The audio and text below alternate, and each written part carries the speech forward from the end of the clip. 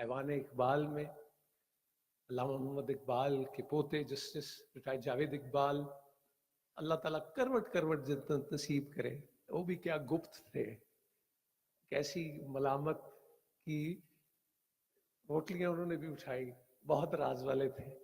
میں ولید اقبال صاحب سے گزارش کروں گا کہ تشریف لائے اور آپ سے بات کریں. سینیٹر ولید اقبال.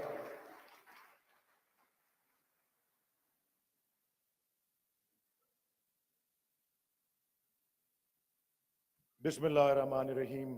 ایاک نعبد و ایاک نستعین. اے اللہ ہم تیری ہی عبادت کرتے ہیں اور تجھی سے مدد مانگتے ہیں. معزز جناب صاحب رضا کاشف صاحب، معزز مہمانان گرامی، میزبانان محفل، خواتین و حضرات، السلام علیکم.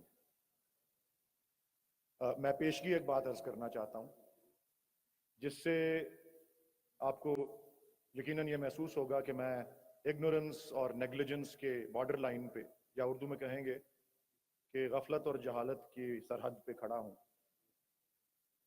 لیکن آپ مایوس نہیں ہوں گے، کیونکہ جو میں نے اصل گفتگو کرنی ہے وہ صرف اور صرف واصف علی واصف رحمۃ اللہ علیہ صاحب کے کلام پر مبنی ہوگی. اور یہ بات میں پہلے کیوں کر رہا ہوں، کیونکہ جب مجھے فون آیا اور دعوت دی گئی کہ جی آپ واصف علی واصف صاحب کی یاد میں سالانہ کانفرنس پہ آ کے مہمان مقرر بنے، تو میری فوری ریاکشن یہ تھی کہ جی میں تو نہ ان سے کبھی ملا ہوں اور نہ میں ان کی تعلیمات سے واقف ہوں، تو میں وہاں کیا آ کے کہوں گا. تو اس پر کال کرنے والے نے، جنہوں نے صاحبزادہ صاحب کے بہاف پہ مجھے کال کیا تھا، انہوں نے کہا کہ میں کچھ آپ کو مٹیریل بھیجوں گا واٹس ایپ کے اوپر، آپ اسے پڑھ لیجئے گا. اور میں آپ کو اعتراف کرتا ہوں کہ میں نے وہ مٹیریل بھی نہیں پڑھا. اور اس کی وجہ یہ ہے کہ جس دن وہ انویٹیشن آیا اس کے اگلے 2 دن میں، جو کہ ابھی 3-4 روز قبل آیا تھا، یعنی کہ یسٹرڈے یا ڈے بیفور یسٹرڈے، مجھے اس بات کا، میں اپنا پروگرام دیکھ رہا تھا کہ فرائیڈے کو کیا ہے، سیٹرڈے کو کیا ہے، سنڈے کو کیا ہے. سنڈے کا پروگرام میں نے جب دیکھا، مجھے یاد آیا میں نے یہاں پہ آنا ہے، تو مجھے ساتھ ہی یہ بات یاد آ گئی کہ میں واصف علی واصف صاحب سے غائبانہ تعارف بھی رکھتا ہوں اور ان کے تعلیمات سے بھی واقف ہوں. اور وہ یہ غائبانہ تعارف کس طرح ہوا، وہ ایک تجویز ہے جو میں پیش کروں گا، اور پھر تعلیمات سے میں کس طرح آراستہ ہوا وہ بھی مختصراً بتاؤں گا.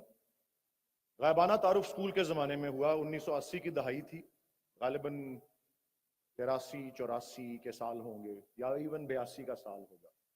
آج کل ایک بڑے معروف وکیل ہیں، میرے کلاس فیلو ہیں، تو ہم اس وقت 14-15 برس کے تھے، اور اب اللہ تعالیٰ نے ان کو بہت سی منازل طے کروائی ہیں اپنے پروفیشن کی، اور پاکستان کے اعلیٰ ترین وکلاء میں وہ شمار ہوتے ہیں. ان کا نام ہے سلمان اکرم راجہ محمد اکرم مرحوم کے وہ فرزند ہیں. والد بھی بڑے عظیم وکیل تھے، اور میرے خیال میں جتنے اچھے اور قابل وکیل وہ تھے اتنی شہرت ان کو نہیں ملی، لیکن ان کے فرزند کے حصے میں دونوں چیزیں، شہرت اور قابلیت جو ان کے والد سے آئی، اور جس کو انہوں نے بھرپور طریقے سے پھر اپنے پروفیشن میں بھی استعمال کیا، اور ٹیلی ویژن میں بڑے بڑے چینلز پہ اپنی ماہرانہ رائے دینے آتے ہیں، تو اس لحاظ سے بھی بڑی جانی پہچانی شخصیت ہیں. اسکول کے دنوں میں ان کی امی جان سمجھتی تھیں کہ وہ پٹری سے اتر گئے ہیں، بڑے بے چین وہ ہو گئے تھے. برٹرنڈ رسل پڑھ لیا تھا، اور 1-2 مصنفین اور فلاسفرز کو انہوں نے مغربی پڑھ لیا تھا، اور ان کی امی جان نے سمجھ لیا کہ وہ پٹری سے اتر گئے ہیں. تو ایک دن آ کے اسکول میں انہوں نے، میری دوستی بہت تھی اس وقت اور اکٹھے بیٹھا کرتے تھے ہم کلاس میں، تو انہوں نے کہا کہ میری امی جان جو ہیں وہ ایک واصف صاحب ہیں، ان کی مجالس فکر میں شرکت کرتی ہیں. تو انہوں نے میرے اس پٹڑی سے اترنے یا جو بھی کچھ اس کے لیے الفاظ تھے اس کے حوالے سے مجھے ان سے ملاقات کے لیے کہا ہے کہ اگلے سنڈے یا ان دنوں میں فرائیڈے کی چھٹی ہوتی تھی، تو فرائیڈے کو ان کی مجلس فکر جب ہوگی تو میں ان سے ملوں گا، اور میں ان کو بھرپور طریقے سے بتاؤں گا کہ میں جن چیزوں میں بلیو کرتا ہوں وہ کیوں کرتا ہوں. اور پھر انہوں نے آ کے بتایا بھی کہ میں ان سے ملا، اور میں نے بہت، امی جان پہلے سے بتا چکی تھی کہ اس بچے کو کیا کیا مشکلات کا سامنا ہو رہا ہے، کیونکہ اس نے بہت زیادہ کتابیں پڑھ لی ہیں. میں نے کہا نا 15-16 سال عمر تھی، لیکن کتابیں 15-16 سال کی عمر کے بچے سے بہت زیادہ اس لڑکے نے پڑھی ہوئی تھی، تو ان کا اثر ہو گیا ہوا تھا. تو اس نے کہا کہ میں نے تابڑ توڑ واصف صاحب کو باتیں سنائی، بہت سی باتیں سنائی، اب میں آپ کو کتنے سال پہلے، 40 سال پہلے کی بات بتا رہا ہوں یا 35 سال یا پہلے کی، تو مجھے بس اتنا یاد ہے، یہ نہیں مجھے یاد سچی بات ہے کہ آگے سے اس نے جو جواب سنا واصف صاحب سے وہ کیا تھا، یہ مجھے یاد نہیں ہے. اور بلکہ یہ تجویز میں آپ پہلے دے دیتا ہوں صاحبزادہ صاحب کو کہ سلمان اکرم راجہ کو ضرور بلائیے گا اگلی کسی محفل پہ، تاکہ وہ خود آ کے بیان کریں کہ ان کا اپنا ذاتی براہ راست تجربہ واصف صاحب کے ساتھ کیا تھا، اس وقت کیا تھا، اور آج ان کے دل پہ اس کا کیا نقش ہے. میں چاہوں گا کہ وہ خود آ کے بیان کریں، اور وہ خود ایک بڑے موضوع مہمان ہوں گے آپ کے اس سیمینار کے لیے، اگر وہ آنے کے لیے آمادہ ہوں اور ان کے پاس وقت ہو. لیکن یہ مجھے ضرور یاد ہے کہ اس نے کہا سلمان اکرم راجہ نے کہ میں نے بغیر کسی انٹرپشن کے 15 منٹ تابڑ توڑ اپنی گفتگو کی، اور وہ چپ کر کے سنتے رہے اور چپ کر کے سنتے رہے اور سنتے رہے اور سنتے رہے، اور جب میں بولنا ختم کیا تو اس کے 2-3 منٹ بعد بھی وہ چپ رہے اور مسکراتے رہے، اور پھر اپنی مسکراہٹ میں ہی اگلی باتیں جو مجھے بتائیں، جو میرے دل میں ان کو لگا، جو میرے دل میں کوئی کسی قسم کی بے چینی، کوئی خوف، کوئی اضطراب، کوئی غصہ ہے، اس کے اوپر ان کی، مجھے صرف یہ بات یاد ہے کہ انہوں نے بڑے ہی دھیمے طریقے سے، بڑی شفقت، مسکراہٹ، ہنسمکھ طریقے سے اور محبت کے ساتھ جو بھی کچھ بتایا سلمان اکرم راجہ ایڈوکیٹ سپریم کورٹ کو وہ. اور اس لیے میرے خیال میں اگلی قسط جب ہوگی اگلے سال یا جب بھی ہوگی، میرے خیال میں بہت اچھا ہوگا. میں خود بھی چاہوں گا آ کے سنوں کہ اس شخص کو، اس نوجوان طالب علم کو اس وقت اور آج ایک بہت بڑے وکیل کو کیا اثر ہوا. یہ پہلی وجہ تھی کہ میں نے کہا میرے پاس کہنے کو ضرور کچھ ہوگا بغیر کوئی کسی اور کا مجھے مٹیریل بھیجے ہوئے. اور دوسری بات مجھے یاد آ گیا کہ میں نے ان کا کلام، ان کی تصنیف پڑھی ہوئی تھی، اور وہ آج سے 9 سال قبل میں نے پڑھی تھی، اور مجھے یاد آ گیا تھا. اور یاد جب کوئی چیز ایسی ہو جو اس قابل ہو کہ یاد کی جائے، تبھی وہ مجھے یاد تھی. مجھے پچھلے 2 دن میں ایگزیکٹلی وہ جگہ پتا تھی کہ کون سی کتاب میں کہاں جا کے اس کو تلاش کرنا ہے. میں نے اس کو لوکیٹ کیا، میرے اپنے گھر میں، میری اپنی لائبریری میں موجود تھی، اور میں نے اس 5-6 صفحات تھے، ان 5-6 صفحات کو دوبارہ جا کر پڑھا. اور مجھے اس بات کا یقین ہوا کہ مجھے یہ کیوں یاد تھی، کیونکہ جس روانی کے ساتھ، جس تسلسل کے ساتھ وہ تحریر کی گئی تھی، اس میں بہت منفرد بات، یونیک بات جو مجھے نظر آئی کہ 4 عناصر، جس طرح علامہ کہتے ہیں اتاریو، کہاریو، قدوسیو، جبروت، تو 4 عناصر ہوں تو بنتا ہے مسلمان. تو 4 عناصر ایسے تھے جو کہ شاید ہی کسی پروز رائٹر کی تصنیف میں پائے جاتے ہوں، کہ کمانڈ ہے ادب کے اوپر، لٹریچر پہ کمانڈ ہے. نمبر 2 پوئٹری یا پوئٹکس کے اوپر، شاعری کے اوپر عبور ہے، کمانڈ ہے. اور اس کے ساتھ ایک ایک لفظ سے روحانیت ٹپکتی ہے. اور چوتھا اور لاسٹ بٹ ناٹ لیسٹ، ایک ایک لفظ سے جذبہ حب الوطنی اور پاکستان سے محبت پائی جاتی ہے.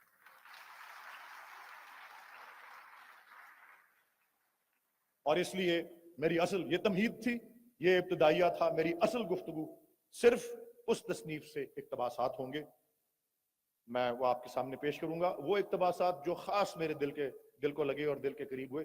اگر آپ کو اس میں کچھ پسند آئے تو ضرور داد دیجئے گا.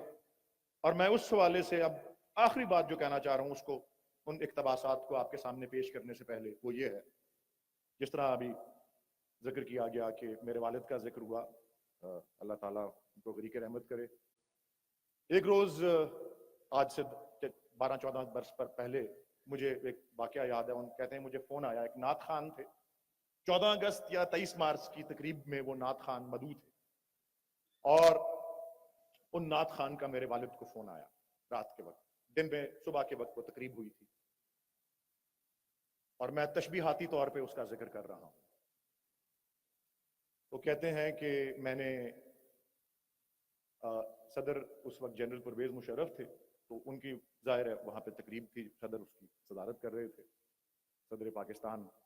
تو نعت خان کہتے ہیں کہ آج میرے لیے بہت بڑا اعزاز یہ تھا کہ میں نے، میرے والد کو فون پہ بتاتے ہیں کہ میں نے کلام پڑھا، لوح بھی تو قلم بھی تو تیرا وجود الکتاب، کیونکہ وہ نعتیہ کلام ہے.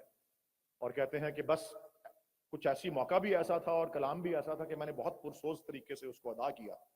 اور کہتے ہیں جب میں ادا کر کے روسٹرم سے اترا तो सदर पाकिस्तान, जाहिर है वो मिलिट्री मैन थे, तो सदर पाकिस्तान अपनी नशिस्त से खड़े हुए और उन्होंने मुझे सलूट मारा और मेरे लिए इतना बड़ा एजाज था और मुझे इतना ज्यादा प्राउड फील कर रहा हूं कि मैंने कहा डॉक्टर साहब आपको फोन करके बताऊं कि आपके, मेरा कोई उसमें कमाल नहीं था, कमाल तो उस कलाम का था, मैंने तो सिर्फ उसको अदा किया था और मुझे इतनी दाद मिली।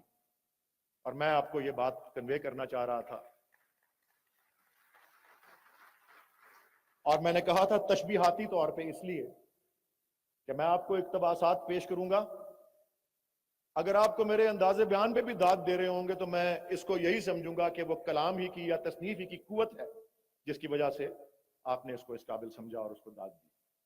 ये डॉक्टर जहांगीर अहमद तमीमी साहब एक प्रोफेसर हैं पंजाब यूनिवर्सिटी की, उनकी किताब मुझे मौसूल हुई थी उनके दस्तखत से, इकबाल साहिब हाल, और उसके इब्तदाइया में अभी जो जिक्र भी आया साहिब हाल का, उसके इब्तदाइया में वासिफ अली वासिफ साहब का वो एक मजमून था जिसके ऊपर इबारत लिखी हुई है, तारिफ व मारिफ अज हजरत वासिफ अली वासिफ रहमतुल्लाह अलैह, और ये है उनकी तसनीफ दिल दरिया समंदर के सफहात 21 से 26 तक की जो है इसमें रिप्रोड्यूस हुए हैं। तो वो फरमाते हैं कि साहिब हाल कतरे में कुलजुम और जर्रे में सहरा को देखने की कुदरत रखता है, साहिब हाल तगय्युर तबद्दुल से मरूब व मुतासिर नहीं होता, मौसम बदलते रहते हैं, जमीन व आसमान के जलवे बदलते हैं, आगाज व अंजाम के रिश्ते बदलते हैं, लेकिन साहिब हाल नहीं बदलता। वो जिंदगी और मौत को एक हकीकत के दो रुख समझता है, वो गम और खुशी से निजात पा चुका होता है।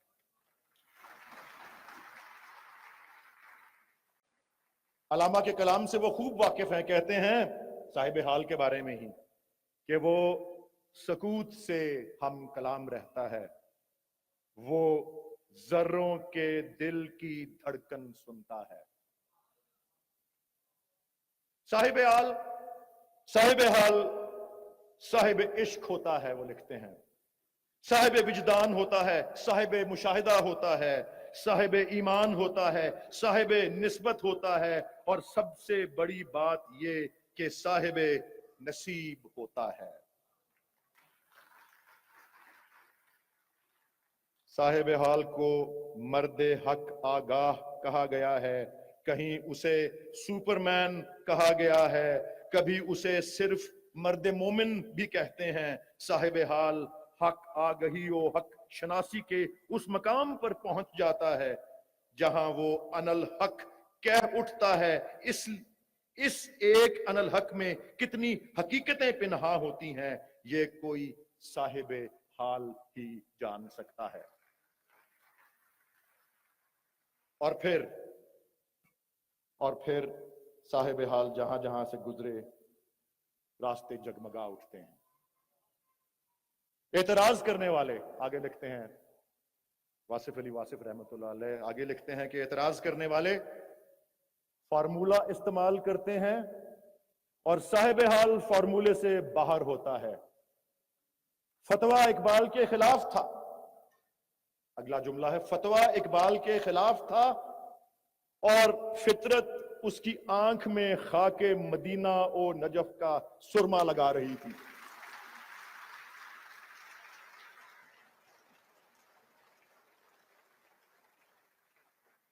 फतवा इकबाल के खिलाफ था और फितरत इसकी आंख में खाके मदीना और नजफ का सुरमा लगा रही थी। वो दानाए राज बना दिया गया, उसे फकीरी अता हुई, कलंदरी मिली, वो उपदेशक हो गया, गुबारे राहे हिजाज हो गया, मुफ्ती उसके खिलाफ रहे, फितरत उसके साथ हो गई। इकबाल का साहिब हाल होना मुखालिफीन इकबाल को साहिब हाल बनने से महरूम कर गया। ये उस निगाह के फैसले हैं, उसकी अता के फैसले हैं, उसकी अता के करिश्मे हैं।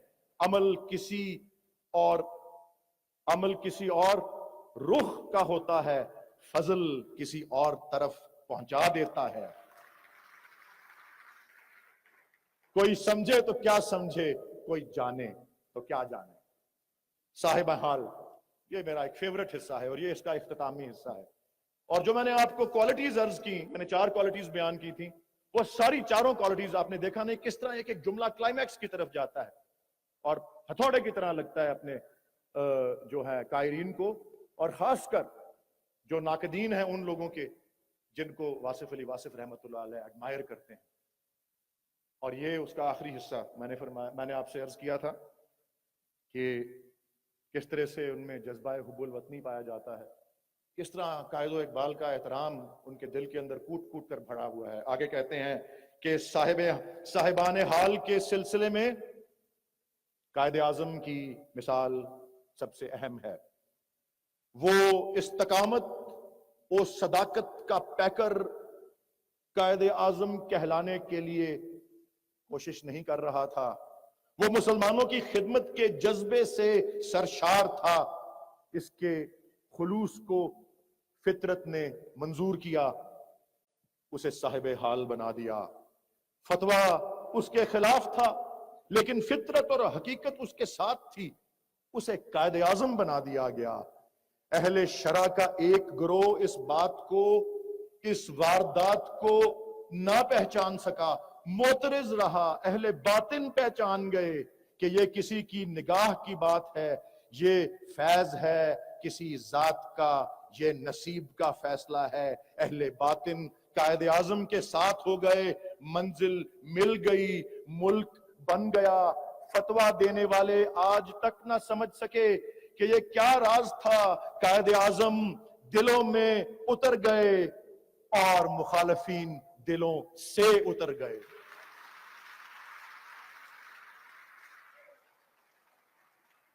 اور انتہائی خوبصورت بات آگے، انتہائی، اب جو میں نے تو کہا نا، میں تو پہلے اعتراف کر چکا ہوں، میں تو اگنورنس اور نیگلیجنس کی بارڈر لائن پہ کھڑا ہوں، لیکن جو یہاں پہ عارفین بیٹھے ہوئے ہیں، جو معرفت رکھتے ہیں، جو صوفی اپنا جھکاؤ اور سوچ اور ذہن کے مالک ہیں، وہ ذرا ملاحظہ کیجئے کیا خوبصورت بات لکھی ہوئی ہے۔ بالکل آخری 1-2 پیراگرافز ہیں، کہتے ہیں جس طرح ہمارے ہاں طریقت کے سلاسل ہیں، چشتی، قادری، نقش بندی، سہروردی وغیرہ، اور ہر سلسلے کا کوئی بانی ہے، اسی طرح قائد اعظم سے ایک نئی طریقت کا آغاز ہوتا ہے، اور وہ طریقت ہے پاکستانی۔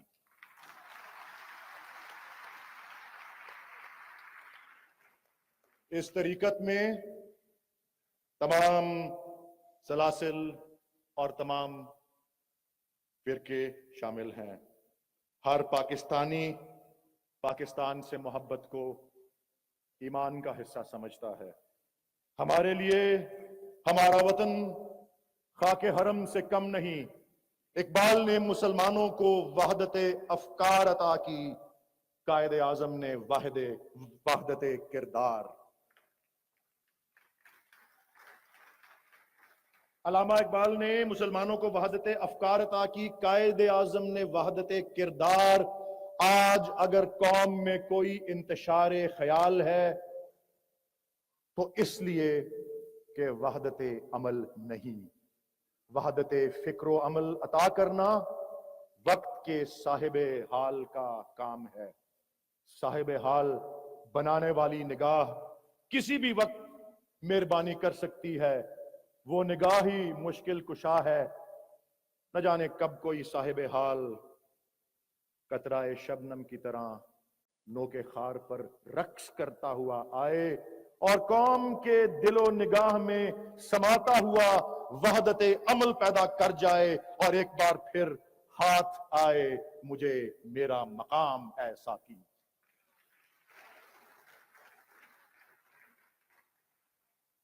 وقت کے صاحب حال کی خدمت میں بھی سلام۔